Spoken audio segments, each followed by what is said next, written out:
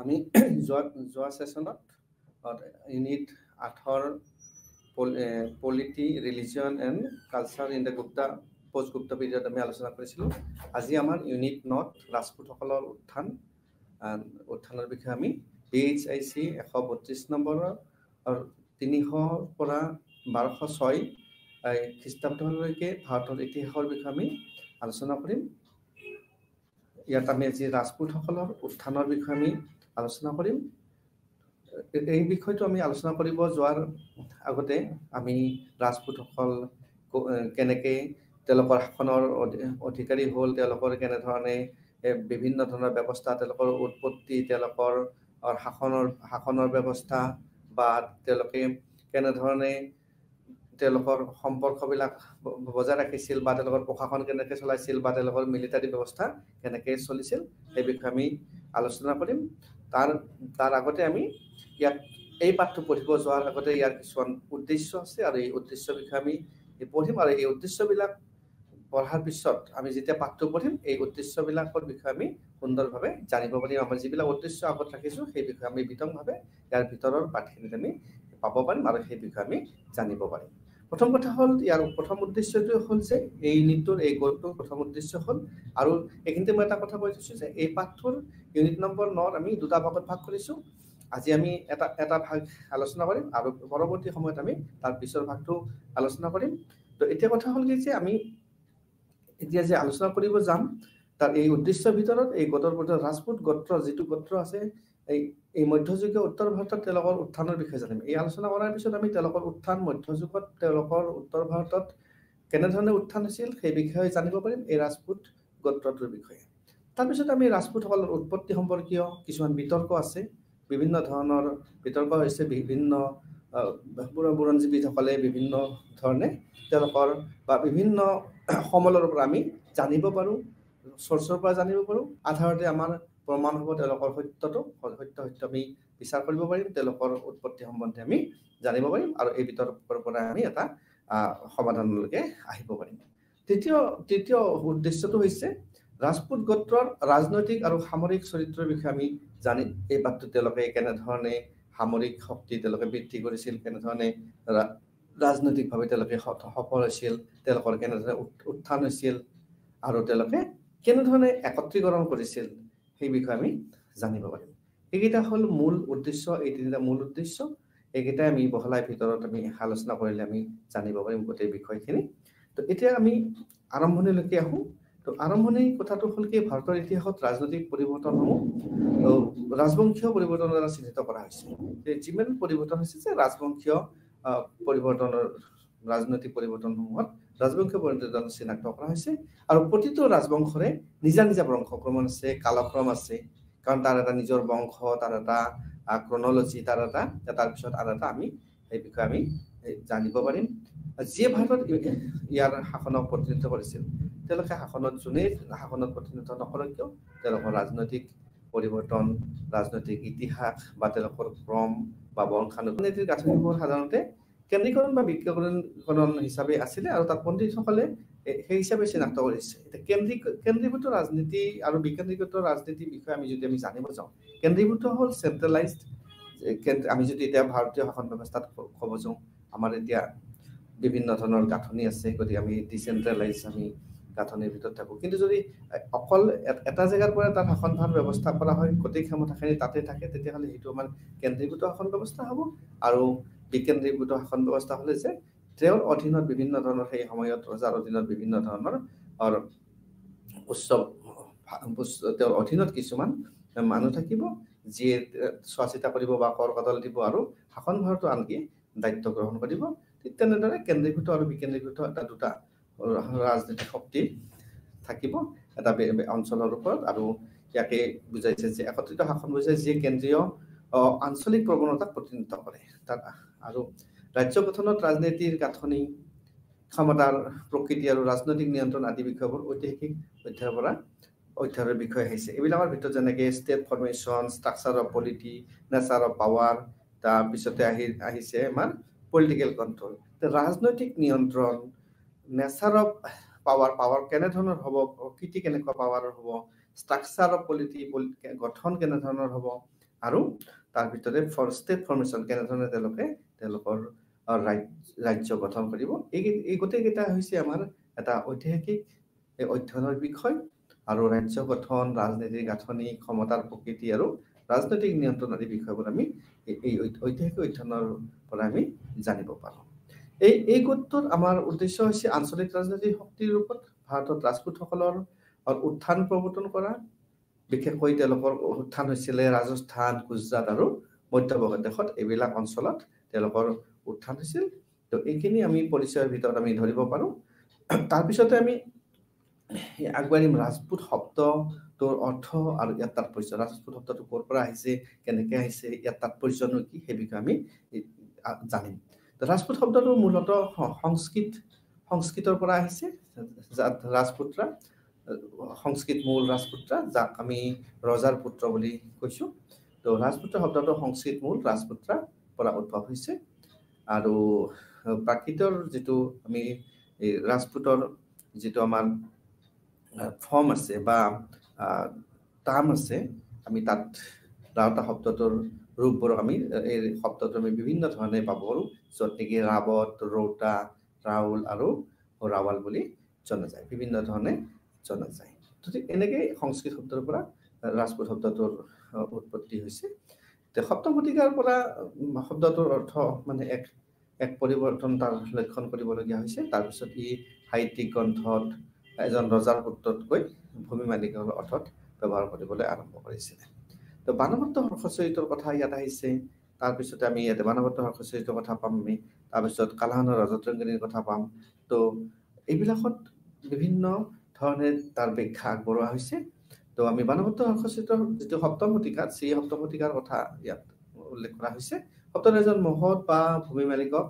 প্ৰধান অৰ্থত ইয়াত ব্যৱহাৰ কৰা হৈছে তাৰপিছতে কাদম্বৰীত ইয়াক সম্ভ্ৰান্ত বংশধৰ ব্যক্তিসকলৰ বাবে ব্যৱহাৰ কৰা হৈছে যাক মানে স্থানীয় ৰাইজক শাসন কৰাৰ ক্ষেত্ৰত নিযুক্ত কৰা হৈছিল আৰু স্থানীয় শাসকসকলৰ ক্ষমতা আৰু ৰজাৰ যিটো প্ৰশাসনিক ব্যৱস্থা তেওঁলোকে স্বাভাৱিকতে শাসন কৰিব তেওঁলোকে পাৰিছিলে তেওঁলোকৰ তলত যিটো ভূমিৰ বৃহৎ অংশ আছিলে আৰু সেইবিলাকৰ ক্ষেত্ৰতো তেওঁলোকে সক্ৰিয় ভূমিকা পালন কৰিব পাৰিছিল তেওঁলোকৰ তলত কিছুমান মানুহ থাকিছিলে আৰু তেওঁলোকৰ পৰিচালনা কৰিছিলে তো ৰজতৰংগিনীৰ এইটো ৰাজপুত শব্দটো কেৱল ভূমি মালিকৰ অৰ্থত ব্যৱহাৰ কৰা হৈছে তাত কোনো বেলেগ শব্দত ব্যৱহাৰ কৰা হোৱা নাই ভূমি মালিকৰ ক্ষেত্ৰত ব্যৱহাৰ কৰা হৈছে তেওঁলোকৰ ভূমিৰ অধিকাৰী হিচাপে তাত ব্যৱহাৰ কৰা হৈছে আৰু এই গোত্ৰটোত 37টা গোত্ৰৰ পৰা জন্ম হৈছে বুলি তাক কোৱা হৈছে আৰু 37টা গোত্ৰৰ প্ৰশংসা 1200 খ্ৰীষ্টাব্দত তাত স্পষ্টভাৱে উল্লেখ কৰা আছে তাৰ অস্তিত্বৰ বিষয়ে সুন্দৰভাৱে কোৱা হৈছে তো এনেকৈ ৰাজপুত শব্দটো উৎপত্তি হৈছে বুলি ক'ব পাৰি তো দ্বাদশ শতিকাৰ পৰা এই শব্দটো অধিককৈ ব্যৱহাৰ কৰা হৈছে আৰু দ্বাদশ শব্দৰ ভট্ট ভূপেনদেৱৰ যিটো অপৰা চিহ্ন তাত বৰ্ণনা কৰিছে এক সাধাৰণ সামন্ততান্ত্ৰিক ক্ৰমৰ গঠন য'ত ৰাজপুতসকলৰ এক নিৰপেক্ষ গঠন বুলি তাত কোৱা হৈছে তেওঁলোকে একোটা অঞ্চলৰ বা একোটা গাঁৱৰ তেওঁলোকে মুৰব্বী আছিলে ক্ষুদ্ৰ মুৰব্বী আছিলে আৰু তেওঁলোকে তাৰ পৰা শাসন কৰিবলৈ সক্ষম হৈছিলে তো এই শাসনাধীষ্ঠ অভিজিতসকলৰ মাজত ৰাজপুত্ৰৰ এক বিস্তৃত পৰিসৰ সামৰি লৈছিল তেওঁলোকে এটা বিশেষ স্থান দখল কৰিব পাৰিছিল আৰু ইয়াৰ পৰা তাৰ নিম্নতম ৰেংকিঙৰ পৰা ভূমিধৰৰ বাবে এজন প্ৰকৃত তেওঁলোকে ৰজাৰ পুত্ৰলৈকে এই গোটেইখিনিলৈকে তাৰ এটা সহসম্পৰ্ক আছিলে এতিয়া আমি আহিম ইয়াৰ পিছৰ বিষয়টোলৈকে তে ৰাজপুত্ৰ এজন সামৰিক প্ৰধান হিচাপে তেওঁলোকে কেনেধৰণে কাম কৰিছিল কি কৰিছিল তো মূলতঃ ভাৰতীয় সৈনিক হিচাপে ৰাজপুতসকলৰ আৱিৰ্ভাৱ হৈছিল খ্ৰীষ্টপূৰ্ব 700 আৰু এইটো উত্তৰ পশ্চিমত হৈছিল আৰু বিভিন্ন পাণ্ডুলিপিৰ পৰা তেওঁলোকৰ আমি বিষয়ে জানিব পাৰিছোঁ অষ্টম শতিকাৰ পৰা হিন্দু শাসন তাত প্ৰমাণ হৈছে তেওঁলোকে ৰাজপুতসকলে যে তাত সামৰিক শক্তি হিচাপে কাম কৰিছিলে এই সময়ত সকলো বাদিক পৰম্পৰাত ৰাজপুতসকলে ঘৰচালক হিচাপে কিন্তু দেখুৱাইছিল তেওঁলোকৰ যিবিলাক পৰম্পৰা আছিল তাত কিন্তু ৰাজপুতসকলক ঘৰচালক হিচাপে দেখুৱাইছিল তাত বাহিৰে অন্য একো নাছিলে তো এইটো আকৌ মানে এনেকুৱা উপেক্ষা কৰা নহ'ব যে মানে ইয়াত এনেকুৱা গোত্ৰ পুৰুষৰ মধ্যযুগৰ প্ৰাৰম্ভণিত ৰাজপুতসকলক হায়াপতি বা খৰাৰ প্ৰভু উপাধিও দিয়া হৈছিল আৰু সেইবিলাক কৰি তেওঁলোকে গৌৰৱ অনুভৱ কৰিছিলে। তো ৰাজপুতসকলৰ সামৰিক চৰিত্ৰ ইয়াৰ পৰা প্ৰতিফলিত হৈছিলে লেখ পাধাতিত গুজৰাট আৰু পশ্চিম নথিপত্ৰত আদিত এক সংগ্ৰহ মাৰোৱাৰ অঞ্চলত তাত সংগ্ৰহ কৰা হৈছিল, যি তেওঁলোকৰ ভূমি অনুদান ৰখাৰ বিনিময়ত ৰাজ্য বা অধিপতিলৈ সামৰিক হোৱা প্ৰদৰ্শন বুজায়। তেওঁলোকক ভূমি দিয়া হৈছিল আৰু তাৰ বিনিময়ত তেওঁলোকে সামৰিক শাসন তেওঁলোকে প্ৰশাসন চলাইছিলে। আৰু সামৰিক বাধ্যবাধকতাৰ এই পাঠটোৰ পৰা আমি সামৰিক বাধ্যবাধকতা আছিল তেওঁলোকে ৰাজপুত্ৰসকলে বিভিন্ন ধৰণে ৰজাক সহায় কৰিবলগীয়া হৈছিল। তেওঁলোকে আইন শৃংখলা এই যে ভূমি তেওঁলোকক দিছিল তাৰ বিনিময়ত তেওঁলোকে আইন শৃংখলা বজাই ৰাখিছিল। তাত কিছুমান নিয়ম নীতিৰ মাজত তেওঁলোকে অনুশীলন কৰিব লাগিছিলে আৰু তেওঁলোকে প্ৰয়োজনত তেওঁলোকে সেৱা আগবঢ়াব লাগিছিলে, ৰজাক তেওঁলোকে সেৱা আগবঢ়াব লাগিছিলে। আৰু এই সেনাৰ কাৰণে 100 ফুট সৈনিক আৰু 20 জন তেওঁলোকে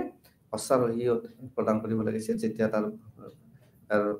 অভাৰলৰ্ডৰ প্ৰয়োজন হৈছিল তেওঁলোকৰ কাৰ্যালয়ত বা তেওঁলোকৰ মুখ্য অঞ্চলত কিবা প্ৰয়োজন হ'লে তেওঁলোকে যোগান ধৰিবলৈ বাধ্য আছিল। তেওঁলোকৰ এইবিলাক বাধ্যবাধকতা আছিল যিহেতু তেওঁলোকে ভূমি পাইছিলে। তাৰপিছতে আমি কেতিয়াবা অভাৰলৰ্ডৰ সেৱাত তেওঁলোকে সামৰিক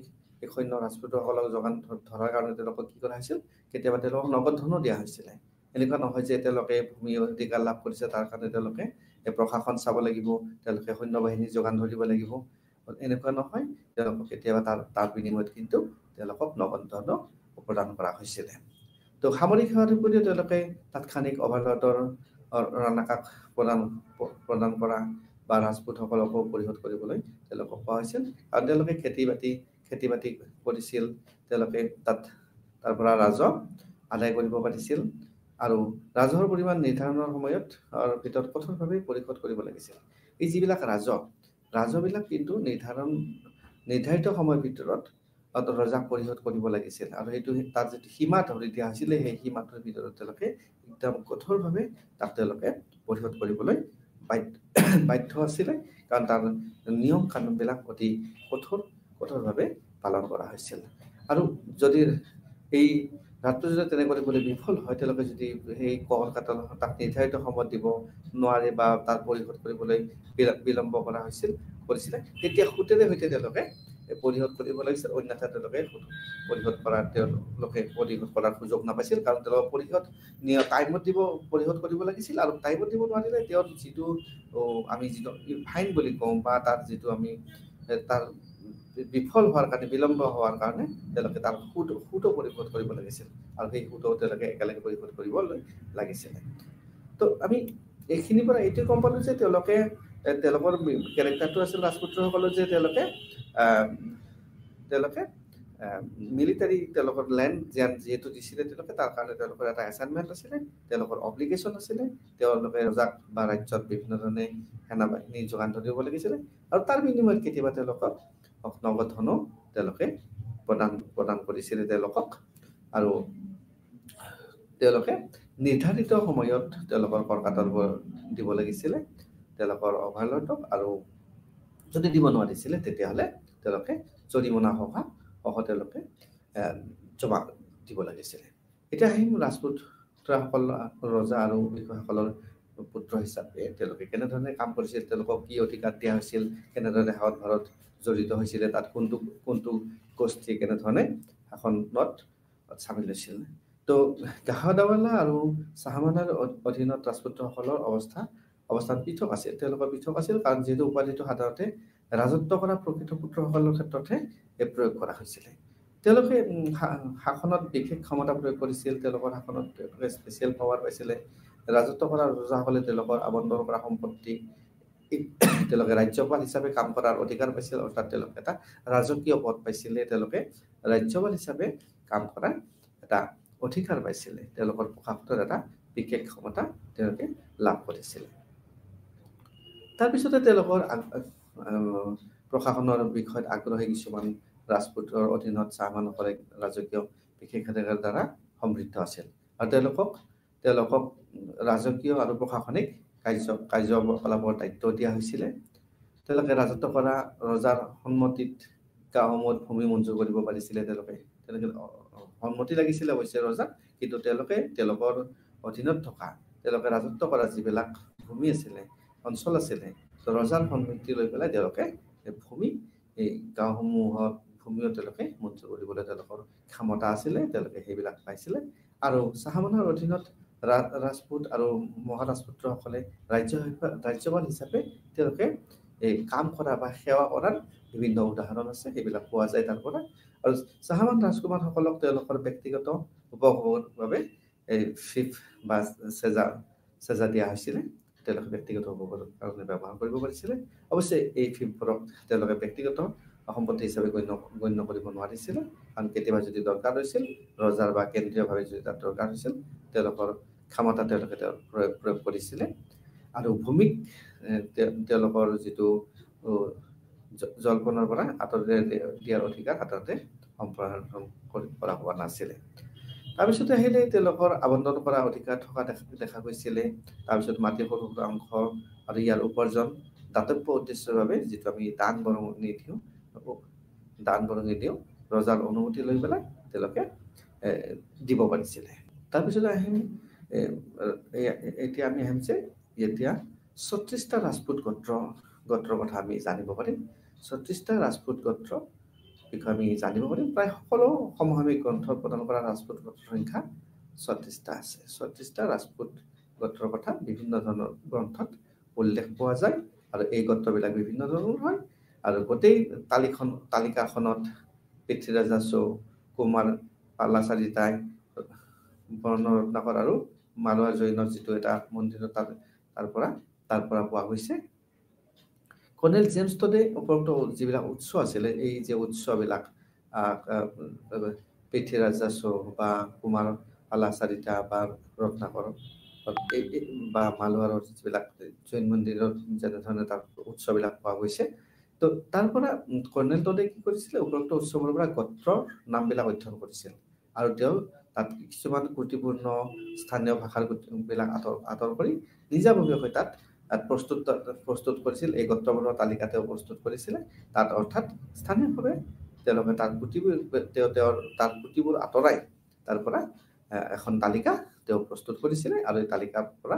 আমি এই গোত্ৰবিলাকৰ বিষয়ে জানিব পাৰোঁ এই 36টা গোত্ৰ কি আমাৰ ইয়াত অৱশ্যে আমি এই পাঠত আমি বিতংভাৱে আমি পাবলৈ সক্ষম নহওঁ আমি বেলেগ ধৰণে তাৰ পৰা আমি জানিব পাৰিম হ'লেও কৰ্নেল জেমছ টডে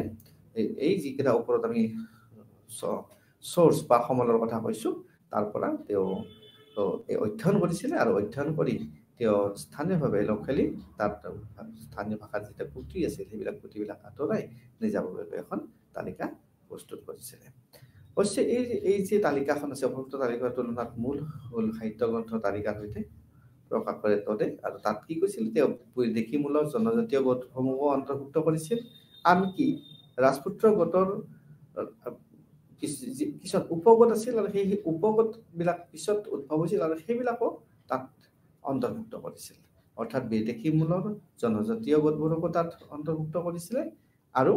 উপগোত্ৰ যিবিলাক পিছত সৃষ্টি হৈছিল এই ৰাজপুত গোটৰ পৰা সেইবোৰকো তাত তেওঁ অন্তৰ্ভুক্ত কৰিছিল অৰ্থাৎ এই যে 36টা আমি গোত্ৰৰ কথা কৈছোঁ তাত অন্তৰ্ভুক্ত কৰা হৈছিল তো এনেধৰণে বিভিন্ন বিতৰ্কৰ মাজত বিভিন্ন ধৰণে আমি তেওঁলোকৰ ক্লেন বা চাব ক্লেনৰ বিষয়ে আমি জানিব পাৰোঁ এতিয়া ৰাজপুতসকলৰ উৎপত্তিত বিভিন্ন ধৰণৰ বিতৰ্ক আছে বিভিন্ন ধৰণৰ বিতৰ্ক চলিছে বিভিন্ন ধৰণে বিভিন্ন লোকে মত পোষণ কৰিছে তেওঁলোকৰ উৎপত্তি সম্বন্ধে বিপত্তি থাকে গতিকে ৰাজপুতসকলৰ উৎপত্তি ৰহস্যৰ অধীনত আৱৰি আছে বিভিন্ন ধৰণৰ তাৰ উৎপত্তিত ৰহস্যৰে আৱৰা বিভিন্ন পণ্ডিতে বা বিভিন্ন লোকসকলে বিভিন্ন ধৰণে মত পোষণ কৰিছে তাত মডাৰ্ণ স্কলাৰ্ছ আছে আধুনিক পণ্ডিতসকলৰ কথা কোৱা হৈছে বা অন্যান্য ব্যক্তিৰ তাত ভিউ দিয়া হৈছে আৰু কিছুমান ৰিচেণ্ট ভিউ দিছে বৰ্তমানৰ মত দিয়া হৈছে যাক আমি থিয়ৰী বুলি কৈছোঁ আৰু তেনেধৰণে বিভিন্ন ধৰণে তেওঁলোকৰ উৎপত্তি সম্বন্ধে ব্যাখ্যা আগবঢ়া হৈছে এতিয়া আমি প্ৰথম ব্যাখ্যাটোত যাব খুজিছোঁ ৰাজপুতসকলৰ অগ্নিগোলাৰ উৎপত্তি কথা বিষয়ে আমি আলোচনা কৰিব গৈছোঁ এটা পৌৰাণিক কাহিনীৰ এই চন্দ্ৰ বৰদাই তেওঁৰ পৃথ্বীৰাজ আচত চালুক্যসকলক বুজাইছিল প্ৰতিহাৰা পৰমৰা আৰু চাহামানসকলৰ উৎপত্তিত মানে বশিষ্ঠৰ বশিষ্ঠ মুনিৰ জুইৰ গাঁতৰ পৰা তেওঁলোকৰ উদ্ভৱ হোৱা বুলি কৈছিল এই তিনিটা চালুক্যসকল প্ৰতিহাৰা আৰু পৰমৰা তেওঁলোকৰ উৎপত্তি হোৱা বুলি কোৱা হৈছিলে ৰাছৰ মতে ৰাছই এটা মত পোষণ কৰিছিল যে বিশ্বমিত্ৰ আগস্ত্য আৰু বশিষ্ঠ মুনি এই তিনিজন ঋষিয়ে মাউণ্ট আবুত এক মহান ত্যাগ এক চেক্ৰিফাইচ তেওঁলোকে আৰম্ভ কৰিছিল যজ্ঞ কৰিছিলে তাত এই তিনিজন বিশিষ্ট মুনিয়ে তাত যজ্ঞ কৰিছিলে আৰু এই যে যজ্ঞ কৰিছিল তাত ৰাক্ষসসকলে তেওঁলোকৰ কামত বাধা দিছিল তেওঁলোকক কাম কৰিব নিদিছিলে গতিকে এই বাধাৰ ফলত মুনিয়ে কি কৰিলে তাৰপিছত বশিষ্ঠই তেওঁৰ এই যিটো পিঠ কাঠ যিটো আছিলে তাত চেক্ৰিফাইচৰ যিটো কাঠ আছিল যজ্ঞৰ কাঠ আছিল তাৰ পৰা তেওঁ তিনিজন যোদ্ধাৰ সৃষ্টি কৰিছিল এই উত্তৰাধিকাৰী হিচাপে তিনিজন যোদ্ধাৰ সৃষ্টি কৰিছিল এই বাধা পোৱাৰ পিছত আৰু সেইকেইটাৰ আমি এই প্ৰতিহাৰা বা চলাংকি আৰু পাৰামাৰা নামেৰে আমি জানো কিন্তু এই যিকেইটা বৌদ্ধিক পাঠত এইকেইটা ইয়াত উল্লেখ কৰা হৈছে যে এই যিকেইটা যোদ্ধা সৃষ্টি কৰিছিল যি তিনিটা যোদ্ধা সৃষ্টি কৰিছিলে এই বশিষ্ঠ মুনি তেওঁৰ ঘাটৰ পৰা পিতৰ পৰা তেওঁ যজ্ঞ কৰিছিলে দৈত্যসকলৰ বাধাৰ সন্মুখীন হৈ পেলাই কোনোৱে কিন্তু এই ৰাক্ষসসকলক সম্পূৰ্ণৰূপে আঁতৰ কৰিব পৰা নাছিল তেওঁলোকে সফল হোৱা নাছিল ৰাক্ষসসকলক আঁতৰ কৰিবলৈ তাৰপিছত আমি ৰাজপুতসকলৰ অগ্নিকুলা উৎপত্তিৰ বিশ্বাস কৰা আধুনিক কিছুমান পণ্ডিত আছে তেওঁলোকে এই যে মত আগবঢ়োৱা হৈছে তেওঁলোকৰ অগ্নিকুলৰ পৰা তেওঁলোকৰ যে উৎপত্তি হৈছিলে কিছুমান বিশ্বাস কৰা পণ্ডিত আছিলে তাৰ ভিতৰত এই পণ্ডিতবিলাকৰ ভিতৰত আমি ৱাটছন ফবছ কামফেল ডিআৰ ভাণ্ডাৰগাৰ ইত্যাদিৰ আমি নাম উল্লেখ কৰিব পাৰোঁ তেওঁলোকৰ এটা বিশ্বাস আছিল যে এনেধৰণে ৰাজপুতসকলৰ অগ্নিকুলাৰ পৰা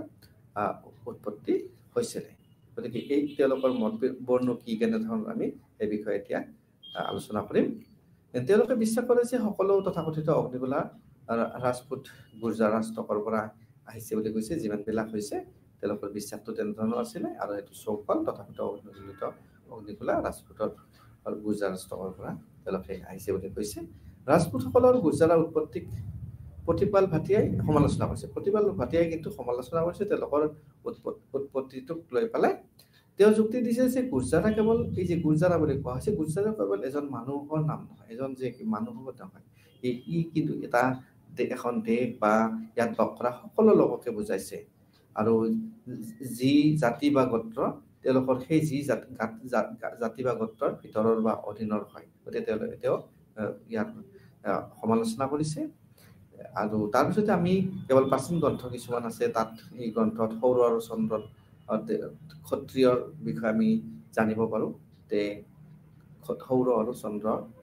ক্ষত্ৰিয়ৰ বিষয়ে আমি জানিব পাৰোঁ এই গ্ৰন্থবিলাকত তাৰপিছতে ৰাজপুতসকলে সৌৰ আৰু চন্দ্ৰৰ উৎপত্তিটো মহাভাৰত আৰু পুৰাণত উল্লেখ কৰা হৈছে ৰাজপুতসকলৰ উৎপত্তি সৌৰ আৰু চন্দ্ৰৰ উৎপত্তিটো এই যিটো মহাভাৰতৰ আৰু পুৰাণত কিন্তু তেওঁলোকৰ উৎপত্তি সম্বন্ধে উল্লেখ পোৱা যায় তো চান্দেলা পৰিয়ালৰ আটাইতকৈ পুৰণি পৰম্পৰা উল্লেখ কৰা হৈছে ইয়াতে চান্দেলা পৰিয়ালৰ যিটো পুৰণি পৰম্পৰা সেই বিষয়েও উল্লেখ পোৱা যায় তেওঁলোকৰ শিলালিপি চন্দ্ৰৰ পৰা চান্দেলসকলৰ উৎপত্তি হৈছে বুলি কোৱা হৈছে শিলালিপিত তেওঁলোকৰ ক্ষত্ৰিয়সকলৰ চন্দ্ৰ দৌৰ হিচাপে চিনাক্ত কৰা হৈছে আৰু এনেকুৱা লাগিছে যে সংস্কৃত এই সাহিত্য গ্ৰন্থত সৌৰ আৰু চন্দ্ৰ আৰু ক্ষত্ৰিয় ধাৰণা আছিলে আৰু বিভিন্ন শিলালিপিৰ পৰা তাত বিৱৰণ পোৱা যায় তো আৰু অন্যান্য কিছুমান দৰ্শন আছে আদাৰ ফিলচফিজ আছে অন্য ভিউজ আছে তো তাৰে ভিতৰত BNS যাদৱে তেওঁৰ মত পোষণ কৰিছে এই সম্বন্ধে তো প্ৰাৰম্ভিক যিটো ৰাজপুত গোত্ৰৰ উদ্ভৱ অনুসৰণ কৰিছে ৰাজনৈতিক আৰু সামাজিক বিভ্ৰান্তি সেই সময়ত ৰাজনৈতিক আৰু সামাজিক বিভিন্ন ধৰণৰ বিভ্ৰান্তি বিভিন্ন ধৰণৰ বিশৃংখলা হৈছিলে আৰু সেই সময়তে এই গুপ্তা এম্পায়াৰৰ সমাপ্তি ঘটিছিলে কলাপছ হৈছিলে বিভিন্ন ধৰণে তাত অৰ্থনীতি নিম্নগামী হৈছিলে আৰু বিদেশীসকলে আক্ৰমণ কৰি অৰ্থনীতি নিম্নগামী হ'ল বিদেশীসকলে আক্ৰমণ কৰিলে বিভিন্ন বিশৃংখলা আহিলে বিভিন্ন বিভ্ৰান্তিৰ সৃষ্টি হ'ল ৰাজনৈতিক আৰু সামাজিক বিভ্ৰান্তি হ'ল আৰু তাৰ ফলত কি হ'ল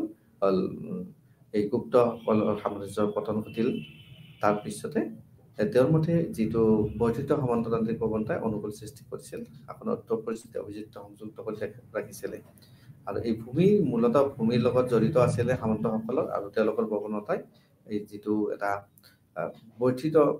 এটা সামন্ততান্ত্ৰিক প্ৰৱণতা আছিলে আৰু তাৰ ফলতে এটা নতুন ব্যৱস্থাৰ সৃষ্টি হৈছিলে এই পৃষ্ঠভূমিত সংলগ্ন হৈছিলে গুৰ্জাৰা গহিলত চাহামনা চাপা আদি এই গোত্ৰবিলাকে আৰু এইটো হ'ল 650 পৰা 750 খ্ৰীষ্টাব্দত উত্তৰ ভাৰতত তেওঁলোকৰ উত্থান হৈছিলে আৰু এই বিষয়ে আমি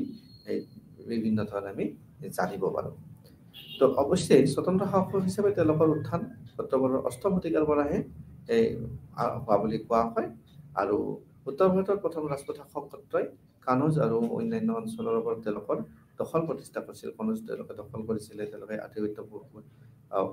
আধিপত্য বিস্তাৰ কৰিবলৈ সক্ষম হৈছিল তাৰপিছতে আমি আহিম ডিচি চিৰকাৰে কেনেধৰণৰ মত পোষণ কৰিছে এই ৰাজপুতৰ অৰিজিন সম্বন্ধে ডিচি চিৰকাৰে কৈছিল যে কালহানৰ ৰাজত্বৰংগিনীত ৰাজপুতৰা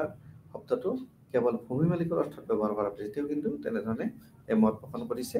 যে তেওঁলোকৰ ভূমি মালিক হিচাপে তাত ব্যৱহাৰ কৰা হৈছে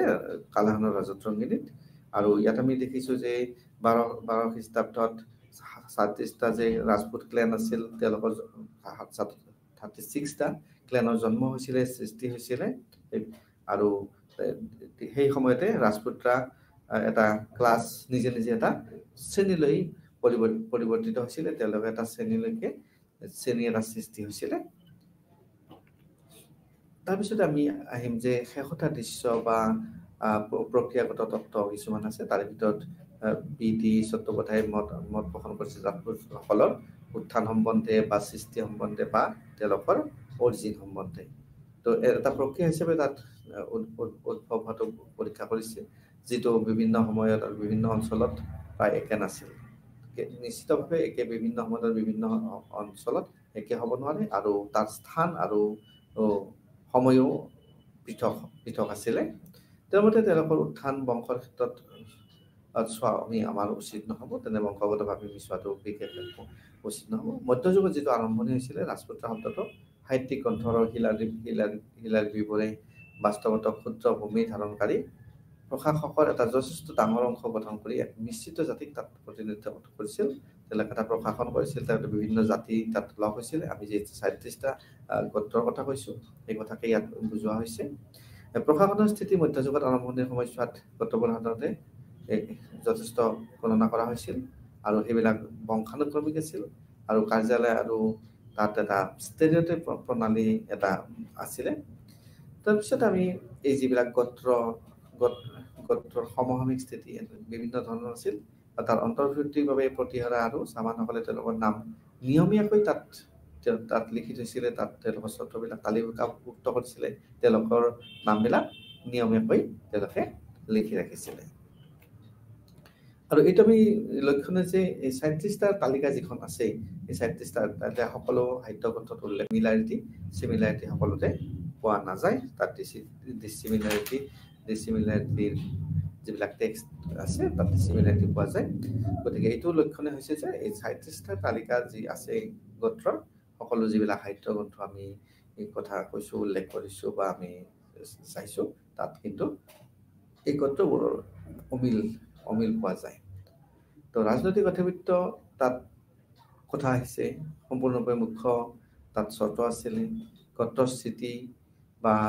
ইয়াত আমি সংযোগ কৰিব পাৰোঁ সন্নিৱিষ্ট কৰিব পাৰোঁ সেয়ে সম্ভৱতঃ ৰাজনৈতিক আধিপত্যৰ বাবে এইবিলাক হৈছিলে ৰাজনৈতিক মূলতঃ অতীততে হওক বা বৰ্তমানতে হওক বা মধ্যযুগতেই হওক ৰাজনৈতিক আধিপত্য এটা ডাঙৰ ডাঙৰ হেৰি আছিলে ৰজাসকলৰ তেওঁলোকে ৰাজনৈতিকভাৱে কেনেকৈ সক্ষম হয় কেনেকৈ আধিপত্য বিস্তাৰ কৰিব পাৰে প্ৰভুত্ব বিস্তাৰ কৰিব পাৰে প্ৰজাৰ ওপৰত তেওঁলোকৰ শাসন ন্যস্ত কৰিব পাৰে তাৰ কাৰণে বিশেষ ধৰণৰ ব্যৱস্থা হাতত লৈছিলে তো প্ৰতিহাৰা আৰু চাহমানসকলে তেওঁলোকৰ নাম নিয়মীয়াকৈ যিটো আমি তালিকাভুক্ত কৰাৰ কথা কৈছিলোঁ তেওঁলোকে তালিকাভুক্ত কৰি ৰাখিছিলে আৰু তেওঁ পৰামৰ্শ দিয়ে যে ৰাজপুতসকলৰ উত্থান প্ৰক্ৰিয়া আৰম্ভণিতে মধ্যযুগীয় অভিলেখসমূহত ৰাজনৈতিক অৰ্থনৈতিক আৰু সামাজিক বিকাশৰ সৈতে সম্পৰ্কিত পোৱা যায় মূলতঃ ৰাজনৈতিক অৰ্থনৈতিক সামাজিক যিবিলাক বিকাশ হৈছিলে তাৰ লগত তেওঁলোকৰ সম্পৰ্ক বিচাৰি পোৱা যায় চতুৰ্থে আৰু তেওঁৰ ৰাজপুতসকলৰ উত্থান প্ৰক্ৰিয়াত উৎসৱৰ অধ্যয়ন কৰিছিল আৰু তাৰ আধাৰত তেওঁ বিভিন্ন কথা বা তাৰ বিকাশ সেইবিলাক বিচাৰি লৈছে সেইবিলাকৰ ভিতৰত ৰাজনৈতিক অৰ্থনৈতিক আৰু সামাজিক বিষয়বিলাকৰ কথা আমি উল্লেখ কৰিব পাৰোঁ এতিয়া পশ্চিম আৰু মধ্য ভাৰতৰ শিলালিপিবোৰত আমাৰ বিভিন্ন ধৰণে এই জনজাতিসকলৰ তেওঁলোকে কেনেকৈ দমন কৰিছিল বা কেনেধৰণে তেওঁলোকে সম্প্ৰসাৰণ কৰিছিল বা ভীল পুলিন্দা আৰু চাবৰাসকলৰ এই বসতিত তেওঁলোকে কেনেধৰণে কৰিব পাৰিছিল আমি এই বিষয়ে জানিব পাৰোঁ বা আমি এই যিটো এগ্ৰেৰিয়ান আৰু টেৰিটৰিয়েল যিটো ছেটেলমেণ্টছ আছিল কৃষি আৰু টেৰিটৰিয়েল যিটো ছেটেলমেণ্ট আছিল তাৰ ক্ষেত্ৰত তাত কলনাইজেশ্যনৰ কথা আহিছিলে গাঁওবোৰ সম্প্ৰসাৰণ হৈছিলে তাত প্ৰশাসনীয় ব্যৱস্থা হৈছিলে তাত ব্যৱসায় বাণিজ্য হৈছিলে তাত বসতি আৰম্ভ হৈছিল আৰু পশ্চিম আৰু মধ্যযুগৰ ভাৰতৰ শিলালিপিবোৰে সেইটোৱে বুজাইছিল যে যিবিলাক জনজাতীয় লোক আছিল তেওঁলোকক দমন কৰা হৈছিল তেওঁলোকক কঠিনত কৰা হৈছিল তেওঁলোকক তাৰ পৰা উচ্ছেদ কৰা হৈছিল আৰু সেনেকৈ তেওঁলোকৰ ক্ষেত্ৰীয় আঞ্চলিক শক্তি তাত সম্প্ৰসাৰণ কৰা হৈছিলে আৰু ভীল পুলিন্দা আৰু মূলতঃ চাবৰাসকলৰ বসতিত তেনেধৰণে আধিপত্য বিস্তাৰ কৰা হৈছিল আৰু ঠিক তেনেকৈ কুহিলা ৰাজ্য পৰম্পৰা অনুসৰি সপ্তম শতিকাত ভীল বসতিৰ ওপৰত তেওঁলোকে প্ৰতিষ্ঠা কৰিছিল ইতিমধ্যে কৈ উঠিছিল যে তাত তেওঁলোকে সম্প্ৰসাৰণ কৰিছিল তেওঁলোকে প্ৰতিষ্ঠা কৰিছিল আৰু নাটলৰ চাহমানসকলৰ ক্ষেত্ৰতো একেধৰণৰ সম্প্ৰসাৰণ গতিবিধি পোৱা গৈছে তেওঁলোকৰ ক্ষেত্ৰতো তেনেধৰণে সম্প্ৰসাৰণ হৈছিল তাত গতিবিধি তাত কাৰ্যকলাপ তাত পোৱা গৈছিলে তাৰপিছত আমি যদি চাবলৈ যাওঁ সকম ভৰি চাহমানসকলৰ তেওঁলোকৰ আগতে যিটো তাত জংঘল আছিল তাত বনভূমি আছিলে আৰু সেইবিলাকত তাত উপনিৱেশ স্থাপন কৰা হৈছিলে সেইবিলাক ভূমিৰ পৰা আৰু তাৰ পৰা বিভিন্ন জনগোষ্ঠী বা বিভিন্ন লোকসকলক তাৰ পৰা আঁতৰাই পঠোৱা হৈছিল সেইবিলাক এতিয়া আমি যদি ক'ব যাওঁ ৰাজস্থানৰ বৰ্তমান কিছুমান অঞ্চল আছে সেই অঞ্চলৰ বিষয়ে আমি জানিব পাৰোঁ চট্টোপাধ্যায় অনুসৰি তেওঁ সেই সময়ছোৱাত বিভিন্ন ৰাজপুতৰ ৰাজনীতি উদ্ভৱ হ'বলৈ আৰম্ভ কৰিছিলে আৰু তাত ইয়াত বিভিন্ন ক্ষেত্ৰত জনজাতিকৰণৰ কথা আহিছে বা তাৰ লগত পৰিৱৰ্তনৰ প্ৰক্ৰিয়া তাত বিভিন্ন ধৰণে চলিছিলে তেনেধৰণে তাত আৰম্ভ হৈছিলে তাৰপিছত আমি আহিম এতিয়া ক্ষত্ৰিয় স্থিতিলৈ তেওঁলোকে কেনেকৈ আগবাঢ়িছিল তেওঁলোকে কেনেকৈ গতি লাভ কৰিছিলে আমি সেই বিষয়ে আমি আলোচনা কৰিম উপনিৱেশ স্থাপন প্ৰক্ৰিয়াত সকলো ৰাজপুত গোত্ৰৰ পৰা ওলাই অহা নাছিল এই যিটো উপনিৱেশ বা কলনাইজেশ্যন বা সম্প্ৰসাৰণ বা তাৰ বিস্তাৰ বা তাৰ প্ৰসাৰৰ ক্ষেত্ৰত কিন্তু সকলোবিলাক ৰাজপুত যিমান গোত্ৰ আছে আমি ৩৬টা গোত্ৰৰ কথা কৈছোঁ সকলোবিলাক কিন্তু তাত কিন্তু গোটেই ক্লেনবিলাক কিন্তু তাত এই কলনাইজেশ্যন প্ৰচেছত ওলাই অহা নাছিল সকলোৱে অংশগ্ৰহণ কৰা নাছিল তো সেয়েহে ইয়াৰ বাবে এটা চৰ্ত আছিল আৰু মেদ আৰু হুণসকলৰ তাত অন্তৰ্ভুক্তি ক্ষত্ৰিয় স্থিতিৰ গতিশীলতা আছিল যিটো অধিকভাৱে প্ৰচলিত হৈছিল সচৰাচৰ প্ৰচলিত হৈছিল তাৰপিছতে বেছিভাগ নতুনৰ বাবে তাত উদীয়মান ৰাজকীয় আদি যেনেকৈ ব্ৰহ্মক্ষত্ৰ তাত পৰিৱৰ্তনশীল স্থিতি আছিলে চট্টোপাধ্যায়ে আৰু মত পোষণ কৰিছিল যে মধ্যযুগৰ আৰম্ভণি সময়ছোৱাত ব্ৰহ্মক্ষত্ৰ এটা মুক্ত মৰ্যাদা হ'ব পাৰে মুক্তভাৱে তেওঁলোকে আচৰণ কৰিব পাৰে মুক্ত এটা গোষ্ঠী হ'ব পাৰে এটা গোত্ৰ হ'ব পাৰে তেনেধৰণে তেওঁ মত পোষণ কৰিছিল এতিয়া আমি আহিম ৰাজনৈতিক খ্যাতি কেনেকৈ লাভ কৰিছিল তেওঁলোকে কেনেধৰণে তেওঁলোকৰ ব্যৱস্থা প্ৰচলন কৰিছিলে তো পশ্চিম ভাৰতৰ কথা আমি যদি ক'ব যাওঁ ৰাজনৈতিক খ্যাতি অৰ্জন কৰিছিলে গুৰ্জাৰ প্ৰতিৰাসকলে বিভিন্ন স্তৰৰ পৰা তেওঁলোকে ওলাই আহিছিল বিভিন্ন হেৰিৰ পৰা তেওঁলোকৰ যিটো গ্ৰুপ আছিল গোত্ৰ আছিল তাৰ পৰা তেওঁলোকে ওলাই আহিছিলে আৰু তেওঁলোকে যিটো এনচেষ্ট্ৰেল পৈতৃক তেওঁলোকৰ সেই আছিলে ব্যৱস্থা আছিল বিভিন্ন শিলালিপিত উল্লেখ কৰা হৈছে তাত কিন্তু তেওঁলোকৰ পৈতৃক তেওঁলোকে সন্মান কৰিছিলে বিভিন্ন ধৰণে তেওঁলোকে এই শিলালিপিৰ পৰা উল্লেখ পোৱা যায় তো আৰু এটা গোত্ৰৰ সাৰ্বভৌমত্ব বা শাসক পৰিয়ালৰ এটা সন্মানীয় বংশ আৰু বংশাৱলীৰ যে এটা প্ৰৱণতা আছিল এই গোত্ৰসমূহত সাৰ্বভৌমত্ব বা শাসক পৰিয়ালৰ তেওঁলোকে যে এটা সন্মানীয় বংশাৱলী আছিলে তাৰ এটা প্ৰৱণতা আছিলে তাত তেওঁলোকে প্ৰমাণ কৰিবলৈ তেওঁলোকে যত্ন কৰিছিলে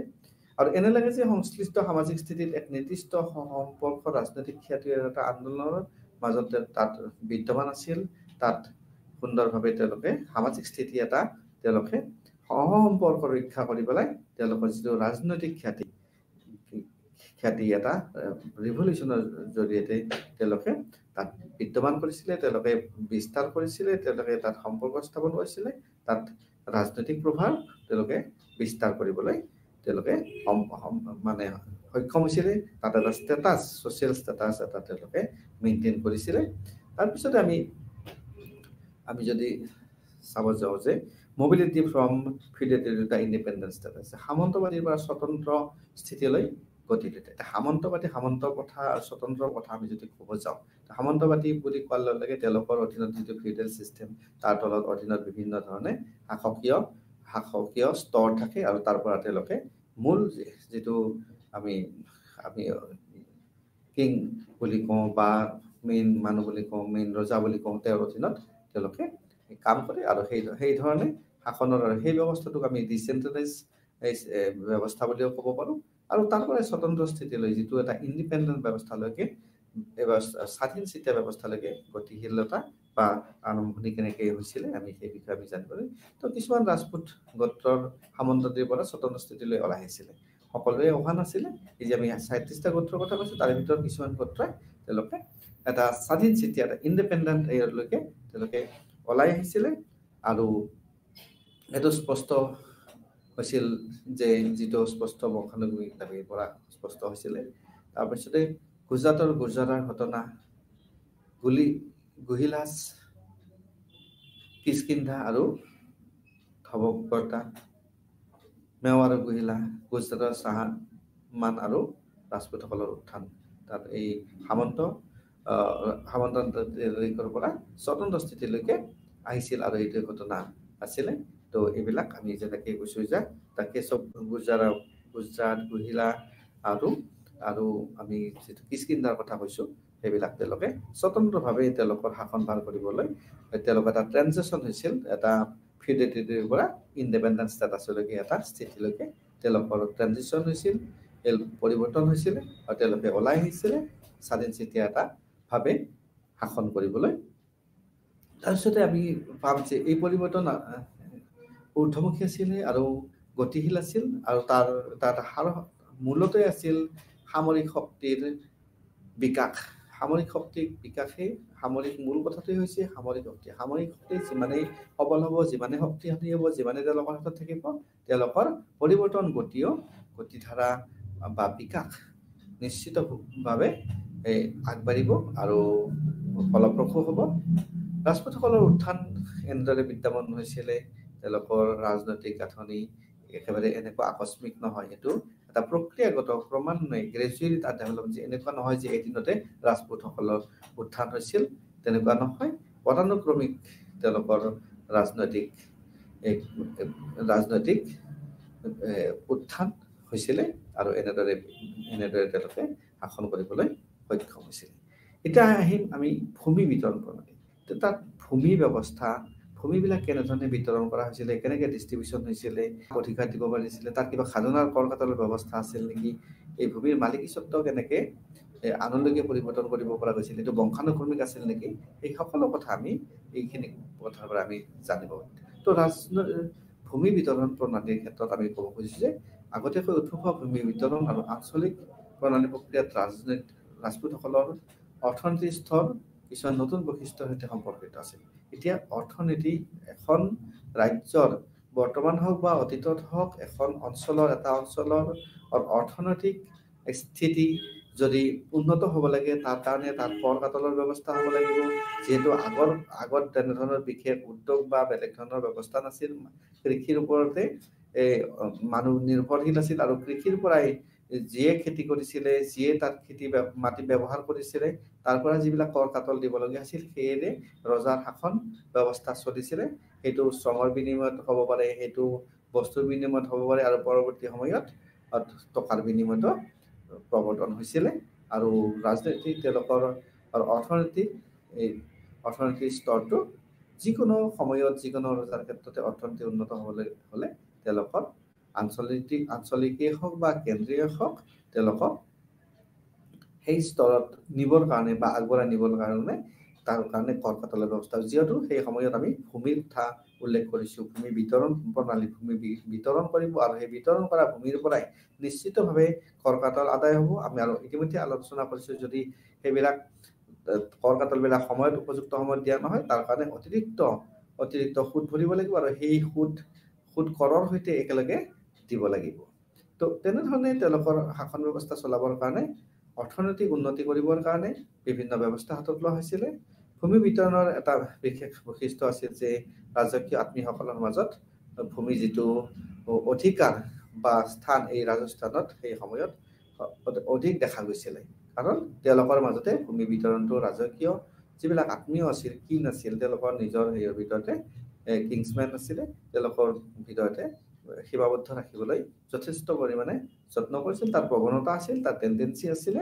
সেই সময়ত ঠিক তেনেকে এই সময়ত এই প্ৰথাটো তেওঁলোকৰ মাজত সচৰাচৰ দেখা গৈছিলে আৰু তাৰে ভিতৰতে আমি যদি কওঁ প্ৰতিহাৰা চাহামানা আৰু কুহিলা গোত্ৰ এইকেইটা যি গোত্ৰ আছে এইকেইটাৰ মাজতে সচৰাচৰ ভূমি বিতৰণৰ প্ৰক্ৰিয়াটো তেওঁলোকে চলাই গৈছিল তো এনে ভূমিৰ কামবোৰো আছিল বংশানুক্ৰমিক প্ৰকৃতিৰ ভূমি যিবিলাক ইজনৰ পৰা সিজনলৈকে উত্তৰাধিকাৰী সূত্ৰে বুলি যদি যিহেতু বংশানুক্ৰমিক কৈছো তেনেকে তেওঁলোকে অধিকাৰবিলাক লাভ কৰিছিল আৰু নিৰ্দিষ্ট কথাটো আছিল যে আনজনে আবণ্টন কৰা তেওঁলোকে যে আবণ্টন কৰিছিল কিছুমান ভূমি স্বতন্ত্ৰ তেওঁলোকক দিয়া ভূমিবিলাকত তেওঁলোকে ভূমিবিলাক আনক কৰ্তৃত্ব দিয়াৰ ক্ষেত্ৰত তেওঁলোকৰ কিন্তু কিছু ক্ষেত্ৰত স্বতন্ত্ৰতা নাছিল আৰু কিছু ক্ষেত্ৰত তেওঁলোকৰ স্বতন্ত্ৰতা আছিল আৰু প্ৰয়োজনত তেওঁলোকে ৰজাৰ পৰা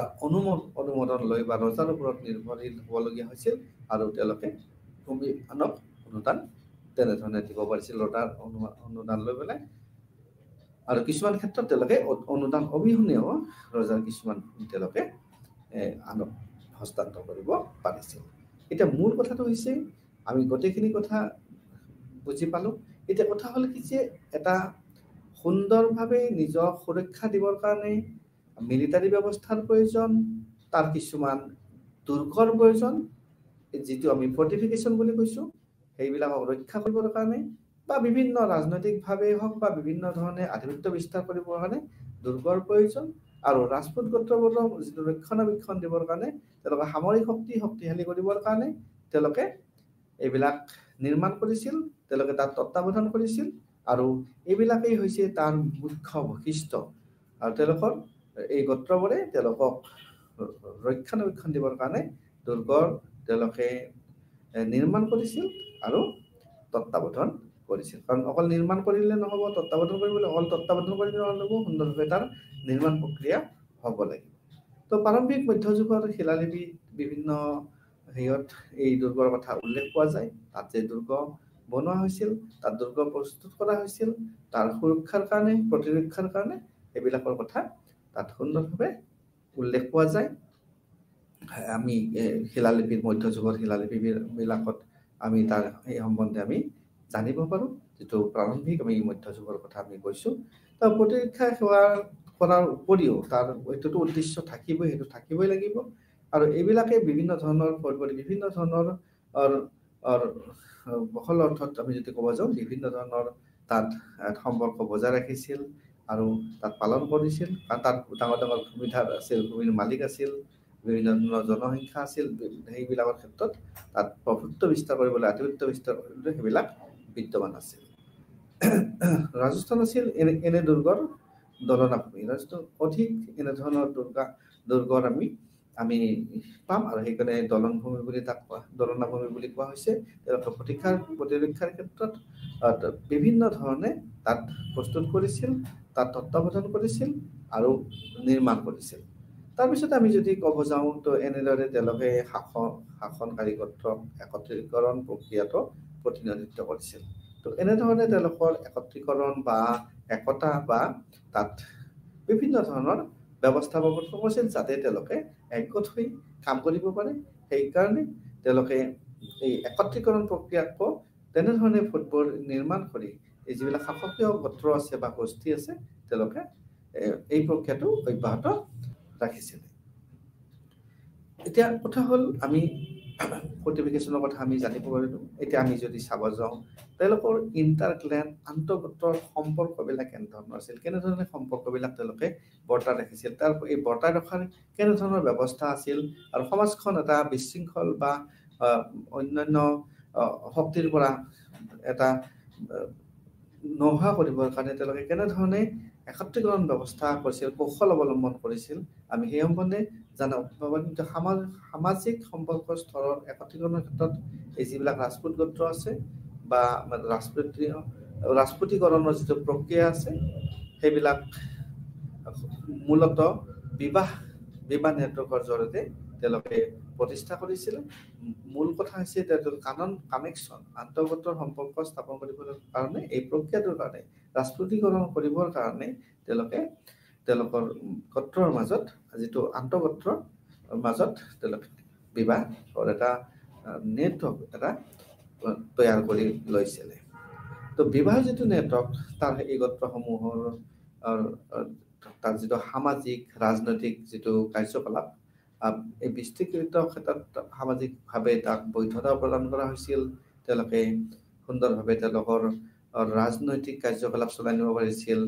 আৰু সামাজিকভাৱে তেওঁলোকে সুন্দৰভাৱে প্ৰতিষ্ঠা কৰিব পাৰিছিল, তাৰ বৈধতা প্ৰদান কৰিব পাৰিছিল। তেওঁলোকে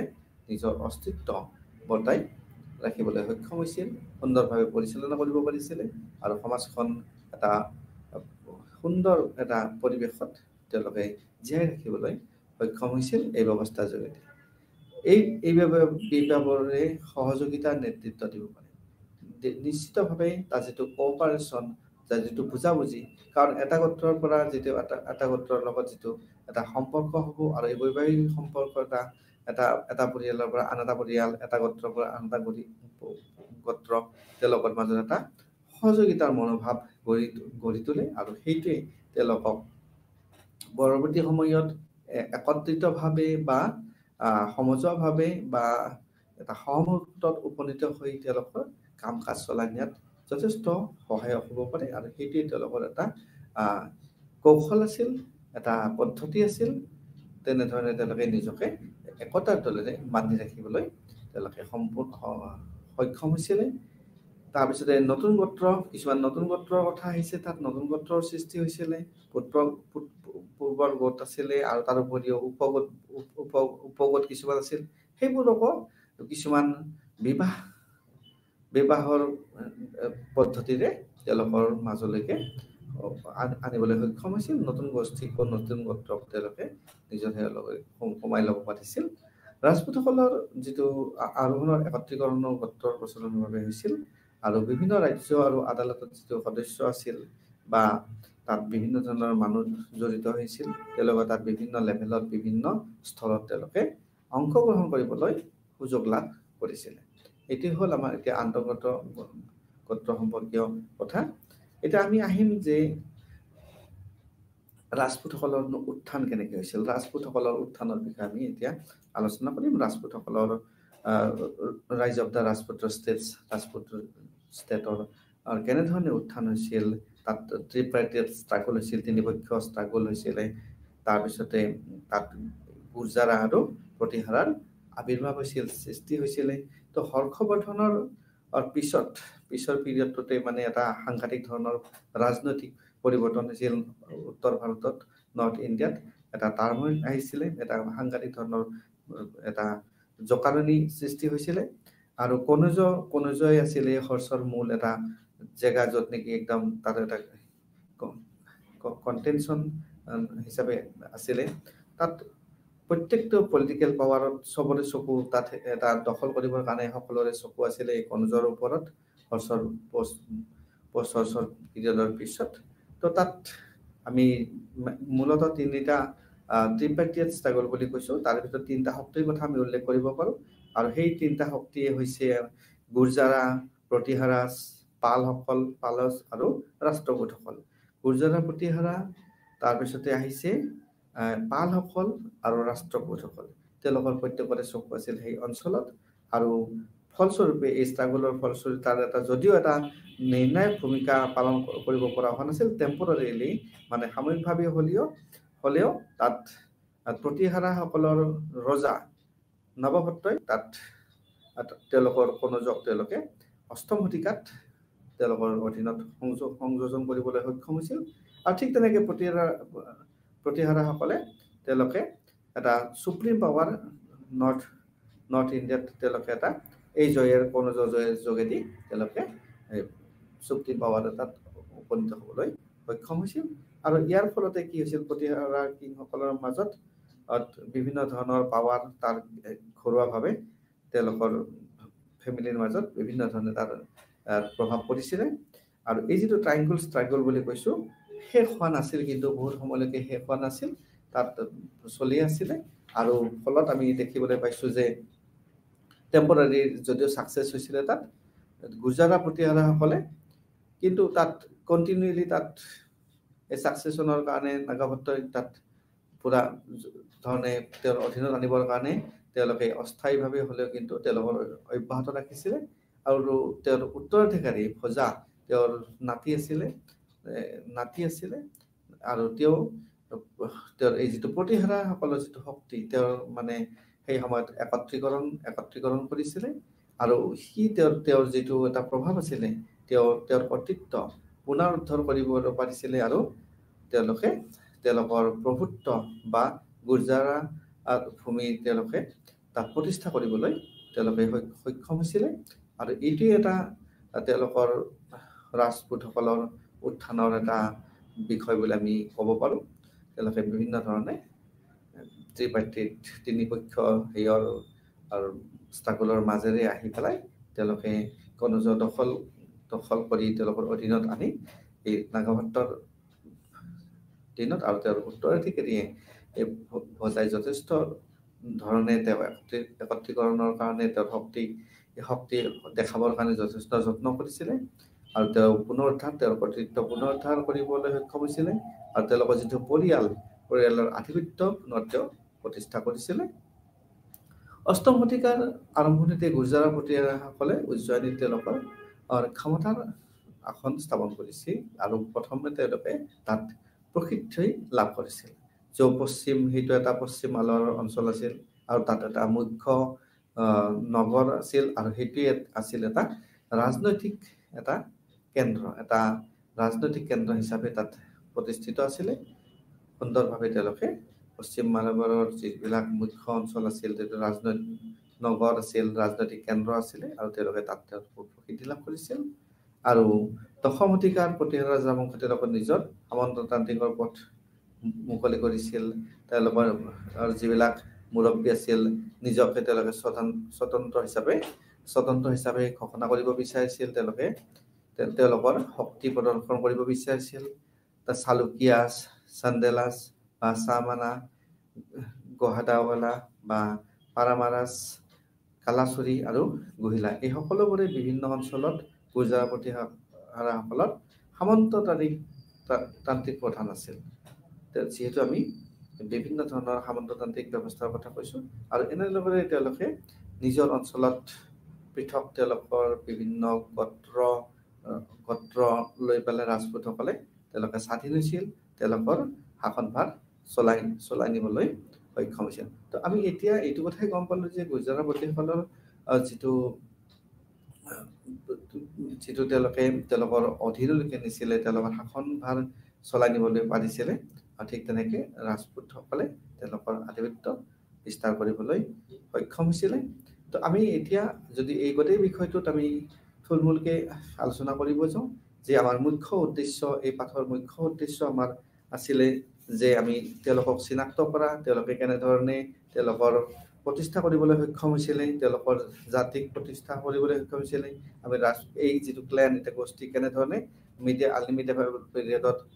আৱিৰ্ভাৱ হৈছিলে, তেওঁলোকৰ বিভিন্ন ধৰণৰ যিটো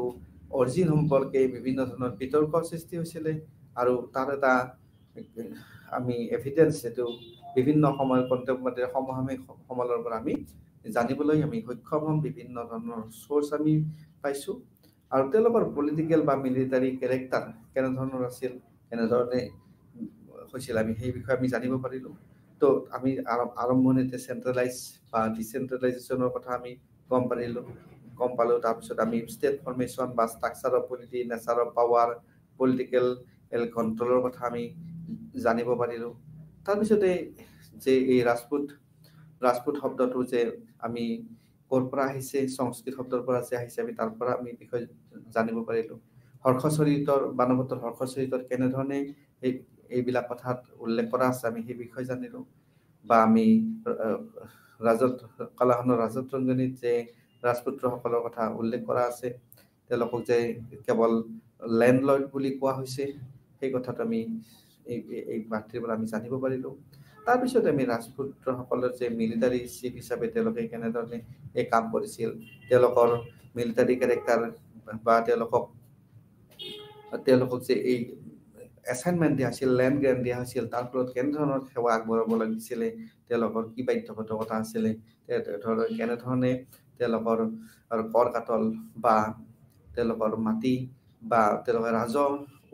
ৰাজহ সংগ্ৰহৰ অধিকাৰী হৈ পৰিছিলে, আৰু